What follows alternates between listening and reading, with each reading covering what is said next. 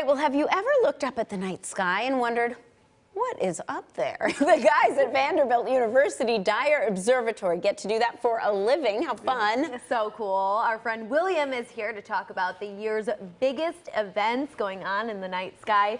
What should we be looking out for this 2023? We've got some things lined up, and thank you all for having me today. Thank you for being here. We're going to talk a little bit about three things to keep an eye on. So first, you may have seen in the news that there's a comet that's actually visible in the morning sky.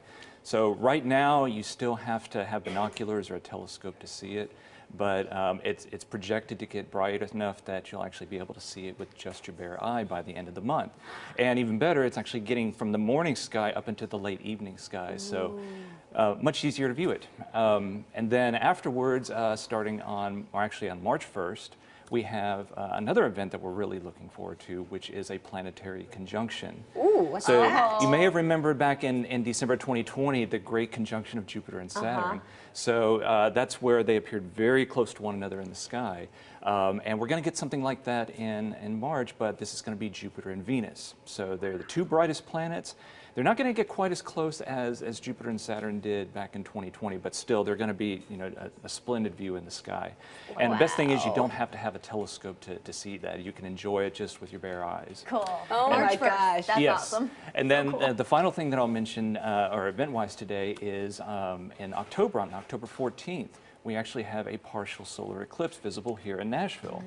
So if you think back to the 2017 eclipse, you know, we were in a prime spot to see a total eclipse. So we won't see that this time.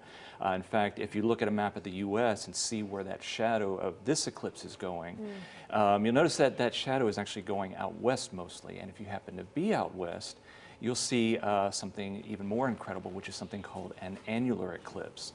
And so that one actually appears as, it's called a ring of fire in the sky. So if you are in the right path, you will see that the moon is not large enough to completely cover the sun. It's actually at one of its farthest points in its orbit. So you see this ring of sun around it. So really, really spectacular. But we won't get to see that quite here, but we'll still be able to see the partial eclipse. Okay. That just means Local on 2 has to take a trip out west and do a show from there. Yes. You have to come, though. Oh, I would love to, yes. And speaking of eclipses, just a little preview for 2024, just 6 months after that eclipse we're going to see here in Nashville, there's one more eclipse coming up. And here we're seeing the path of totality through the U.S., and you see it just misses, or it just barely catches the northwest part of Tennessee. But if you're in that path, then you do see a beautiful total solar eclipse like we saw in 2017. But here in Nashville, that path is going to miss this. So we're still going to get a nice view. We'll get most of the sun covered up, and but it won't be that far of a drive to actually get to view it. View a total solar eclipse, I should say.